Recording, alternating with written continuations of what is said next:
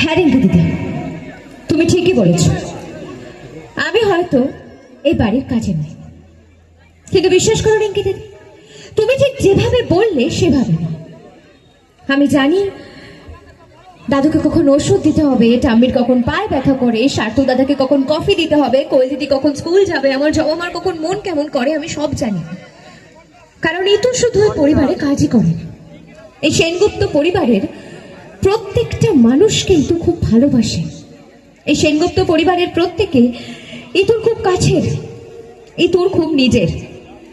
আর হ্যাঁ রিঙ্কি দিদি, আজকে তুমি আমাকে এত অপমান করলে, এত ছোট করলে, কারণ আমি একটা গরিব, অসহায়, অশিক্ষিত মেয়ে বলে, আমার কোনো নিজের পরিবার পরিজন নেই বলে। কিন্তু জানো তো রিঙ্কি দিদি, আমার জবা মা বলে মানুষ চাইলে নাকি সবকিছু করতে পারে, শুধু দরকার হয় মনের জোরের। এই যে দেখো, আমার জবা মাও তো আমারই মতন এবারের কাজের মেয়ে ছিল। জবা মা যদি নিজের মনের জোরে পড়াশোনা শিখতে পারে, উকিল হতে পারে, এতগুলো গরিব দুঃখী অসহায় মানুষের পাশে দাঁড়াতে পারে, কারো মাথায় ছাদ তুলে দিতে পারে, তো কারো মুখে অন্ন তুলে দিতে পারে, তাহলে আমি কেন পারবো না বলো তো? আমিও তো আমার জবা মারি মেয়ে, নিজের মেয়ে না হলেও জবা মাকে সারা জীবন আমি আমার মায়ের মতন করে ভালোবেসে এসেছি, শ্রদ্ধা করে এসেছি। কারণ জবা মা না থাকলে ইতু হয়তো বেঁচেই থাকতো না। ইতুর মতন একটা গরিব মেয়েকে এই পরিবারের বউ করে তুলেছে জবা মা।